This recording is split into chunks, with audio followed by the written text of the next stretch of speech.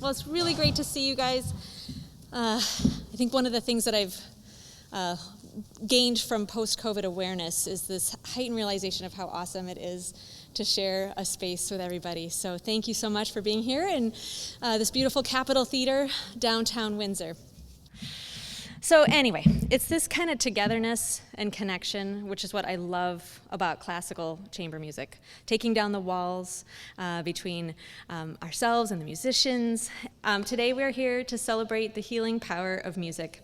And we're going to be exploring some different ways in which we can connect with music, as well as hearing some of the pinnacles of classical chamber music that was written with healing intentions.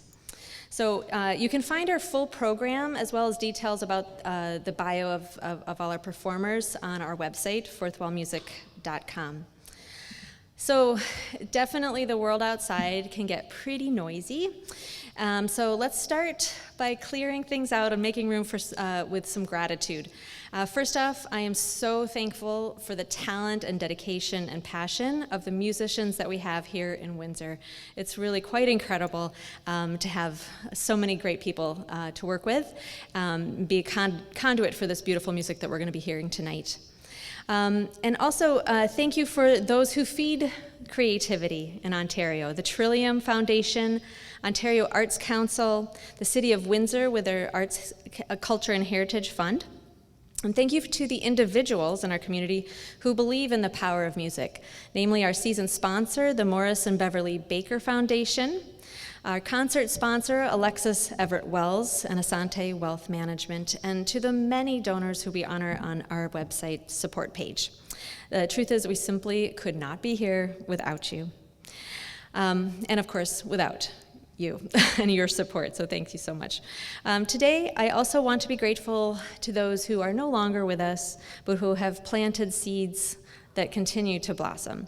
So this concert is in dedication in part to the grandfather of our guest speaker, Rebecca Goldstein, George Gottfried.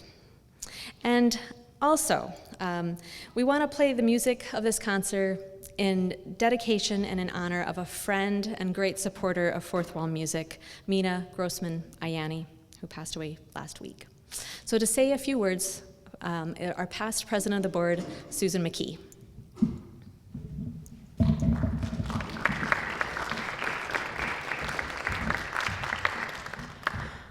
Thank you, Amy, and welcome back to the Capitol Theater, an in-person live performance.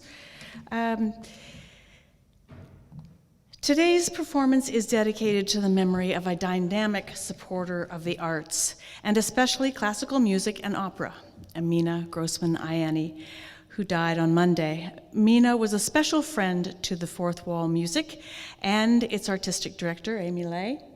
Mina was a member of Fourth Wall's advisory board from its beginning, coaching us on how to create a sponsorship package, the care and relationship building with concert goers and donors, and introducing Amy to key people in philanthropy locally. Following a brilliant career in journalism with CBC Radio Canada, Mina joined the Windsor Symphony Orchestra in 1978 as its general manager and led a remarkable turnaround of the organization. To quote Sheila Wisdom, the WSO's executive director and her dear friend, "Many good things that have happened in this community have Mina's fingerprints on them. She always found a way to make things happen." In 2005, Mina was named Windsor Woman of the Year. The next year, she was nearly killed in an accident in Germany when a car T-boned the van she was traveling in. It resulted in her suffering a broken neck and other lasting health complications. Despite medical challenges, Mina then served as chairperson of the Erie-St. Clair Local Health Integration Network. Mina both inspired and challenged us to get involved and make a positive difference. You'll be dearly missed, my friend. Thank you so much, Susan. Mina will definitely be a part of the music that we share today and always. And now I'm going to turn things over to our guest speaker for today, leading us in a few ways that we can connect with music in a healing way, Rebecca Goldstein. Rebecca shares her talents in many diverse ways here in Windsor as the owner of In Tune Music on Ottawa Street, where she teaches piano and facilitates music therapy sessions. And she's also currently studying for a master's in social work. Welcome, Rebecca, and thank you so much for being here. So I'm just going to talk a little bit about music therapy to start. So I am a music therapist here in Windsor. And my simple explanation of music therapy is a trained professional who uses music to enhance the health of clients. So that can be emotionally, it can be cognitively, it can be memory, it can be academically. There's many different clients that music therapists work with. I'm going to talk a little bit about how music can enhance our brains, how it can help the health of our bodies. And then we're going to get into how it can help you and your life a little bit. So first, how music can help our brains. So there's been a lot of research on this in the past few years, and there's a lot of interest in this now in neuroscience, and people are starting to get a lot of excitement over this. And you may have noticed in your own lives how music can help you in various ways. Some of the ways that stand out for our brains is that they've realized that there isn't just one area of our brain for music. There's actually many areas that get activated. So unlike speech, we have just one area in the brain. So if that area gets damaged, you won't be able to speak anymore, yet you can still sing. So with that information, they've noticed that music can actually allow us to rebuild pathways around the damaged areas. So some other effects that music can have on our brain, it can affect the frontal lobe, which is about decision making. So it can help us with decision making. It can help with the connection between the left and the right sides of our brain. It helps with memory. It helps with the emotions, which is the amygdala. So it helps connect us with our emotions and our memories.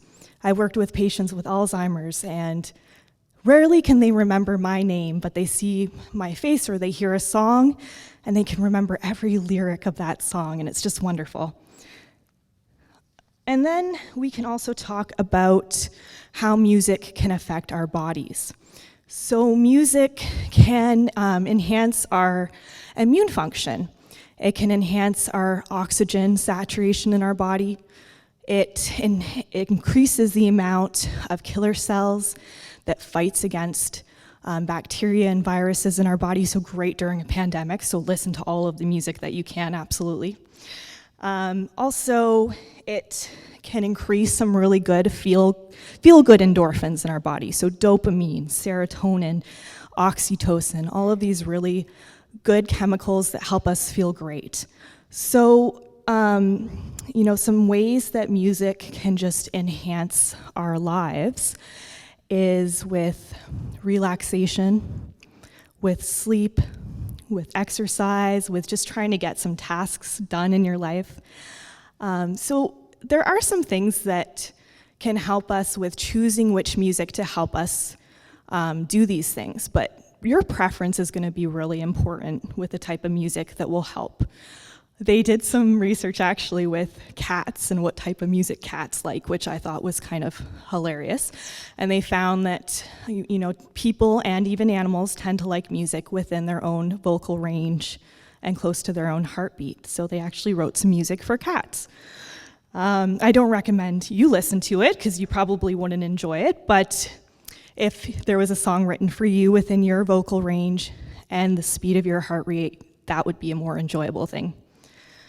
So there is music that you can find within certain tempos and certain vocal ranges and all of these things that a music therapist or a musician could help you with.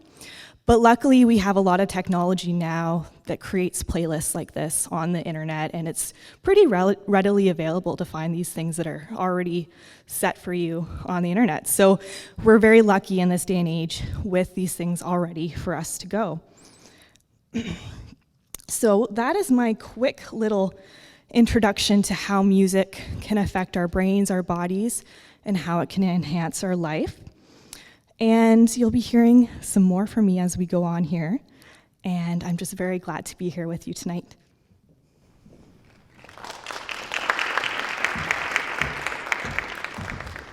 So the first piece on our program is by Mozart. You may have heard of the Mozart effect. Since the 90s, people have been talking about the health benefits of listening to Mozart, from everything from lowering your blood pressure to helping with learning disabilities like dyslexia. I actually, in researching this, found that it also apparently helps buffalo to produce more milk. So, while some of these things are probably not entirely true, there have been studies, and there's currently scientific proof that listening to Mozart can actually affect your brain, and it is used especially with patients with epilepsy and seizures. In any case, we hope that it will affect your brain in a wonderful way right now. I'd like to introduce our musicians for today. We have Min over here on first violin, Florin on viola, Andrew McIntosh on cello, and Liesl Depp on flute. Natasha Penny will be joining us later for the quartet. She's also a violinist, so enjoy.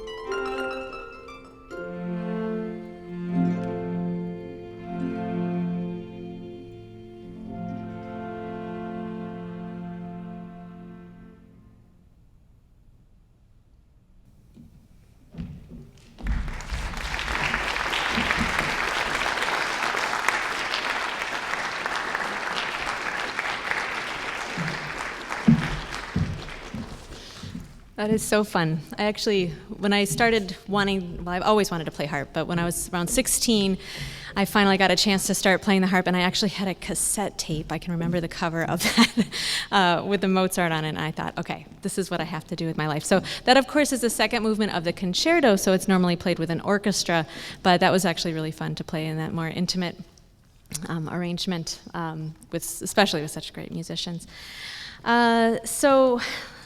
Let's see, next on our program, we're going to have Rebecca come back and talk to us a little bit about multisensory listening and how music can enhance our health.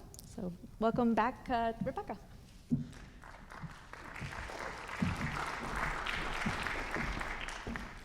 Thank you. So we talked a little bit about the music and its effect on us and how it can enhance our lives. So another thing that I like to do is music and multisensory listening. I had the opportunity to take a 7-year course in classical music and guided imagery. And in this course, I got to learn a lot about classical music and the effects it has on us and how we can use this for therapy. And one of the methods in this is that the practitioner guides the client. There's different programs of classical music. And you guide the client into a relaxed state by using breathing, by using meditation, and then you provide a linking image that fits with the music. So this relates back to music therapy, and something I have on the board about what we can do to enhance our lives with music is the isometric principle. So music therapists use this idea when a client says, I could use some relaxation in my life. We don't just play relaxing music, because when you're angry and upset, that is not going to help immediately. That's just probably going to make you feel more angry and upset. When someone says to you, why don't you calm down? That's not really helpful. So usually we have to start where the client is at. We have to start where we are at if we're the ones listening to the music. So that's the isometric principle. We match first where we're at, and then we gradually move to where we want to go. So we're going to do a little demonstration first of the isometric principle. Amy's going to help with that. I'm going to do a little summary of what you heard, and then I'm going to provide a linking image to the next piece of music and invite you to try to picture this image with the music and see if it matches for you and see if it provides for you some visual imagery to go with the music. So Amy's going to play some pieces, and we're going to see if you can kind of experience a shift of emotion happening with each example.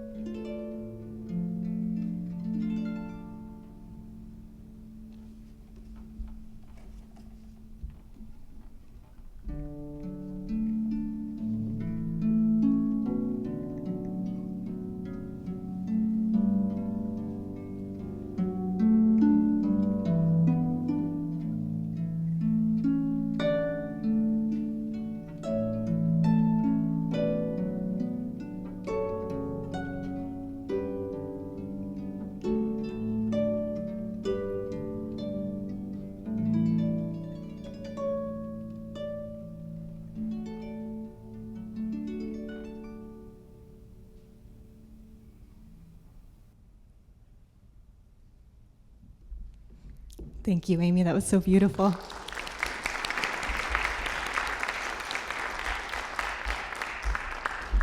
So I'm not sure if you felt a shift in emotion or not, but what we were trying to do is start from a place of more agitation and anxiety and then get to a place of groundedness and calm at the end.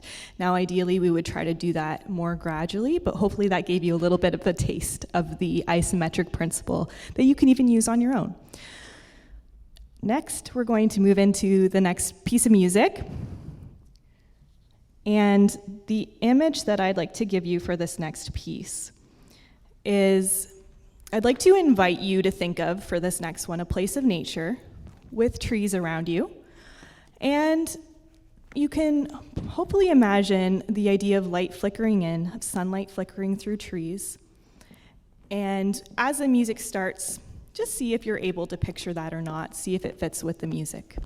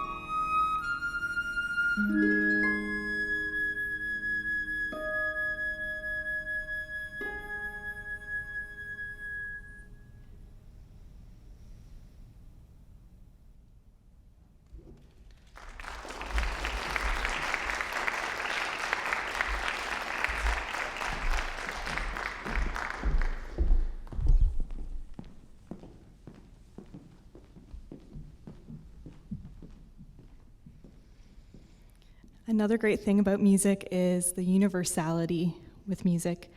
And classical music in particular, although it comes from the Western world, research has shown that a lot more differences come from within cultures than from amongst cultures. And Yo-Yo Ma has recently done a tour with a lot of Bach's music and has been finding very similar responses from the music across cultures. And similar responses have also been found with images. So people will see similar images when listening to classical music and feel similar emotions as well. And one of the reasons classical music is so powerful for listening is because of the complexity of it and because of the many, many layers and the high level of the musicians that play and the complexity in mind from the composers. So this next piece is going to be a piece by Johann Sebastian Bach, and I just want to, accept and think about that power of universality of music for this next piece. The Allemande is an unusual dance. It's kind of like you're walking in a garden. Some of the dance movements in the suites are very lively and robust, and this one is a little dreamier. It's kind of like you're walking in a garden and you notice things and you move on to the next thing. And I also think this one is particularly lovely in that it has a bit of the major, the D major. There's some minor. There's lots of emotions that you could. It's kind of like wandering through life. And the different emotions that you discover or deal with as you make your way through life. So anyway, this is the Allemande from the 6th suite.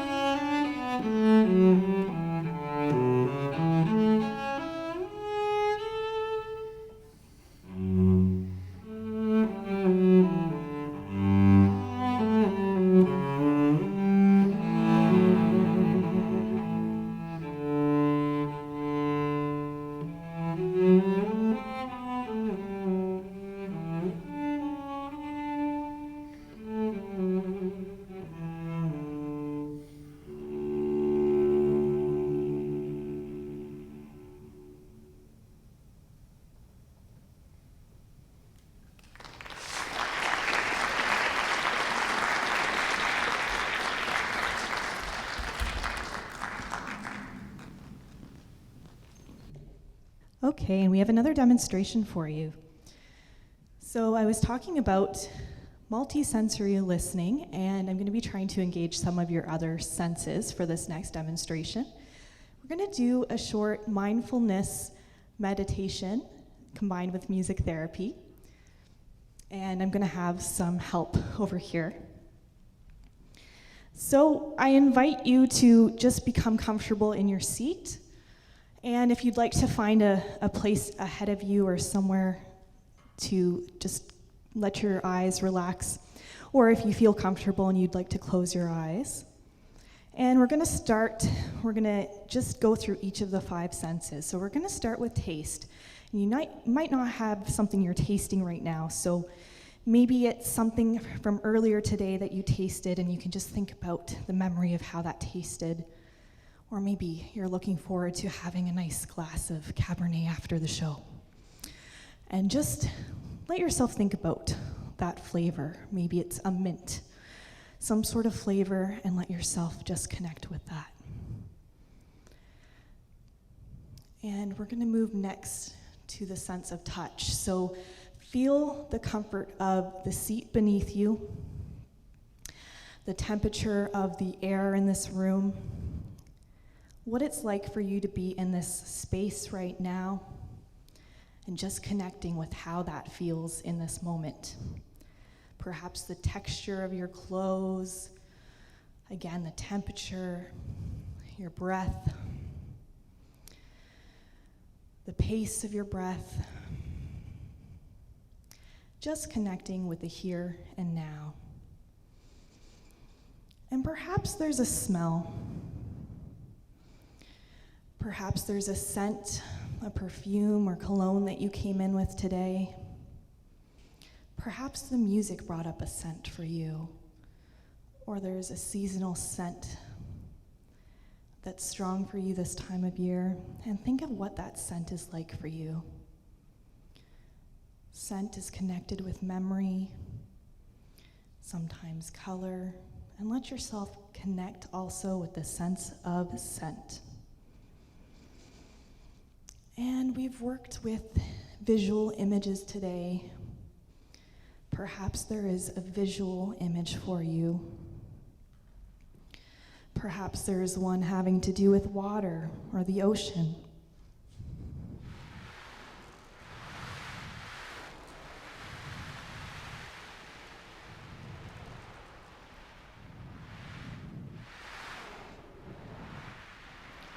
Letting yourself explore that image, the colors, the distance, what is close by.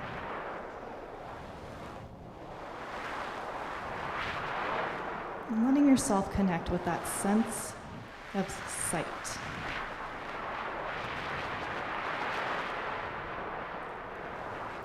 And lastly, we'll connect with a sense of sound.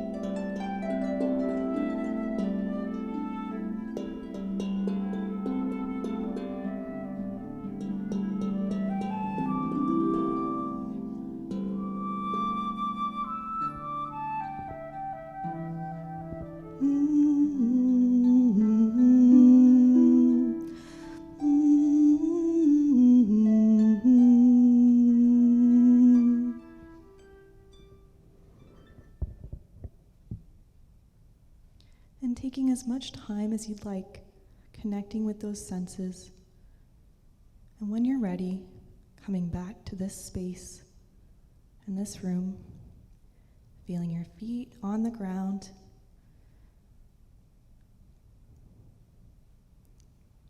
opening your eyes if they were closed, and perhaps doing a bit of stretching and moving.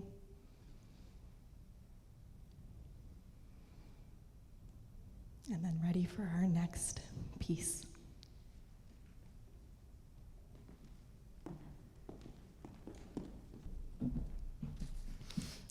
I want to thank Rebecca so much. Let's give her a round of applause for being here.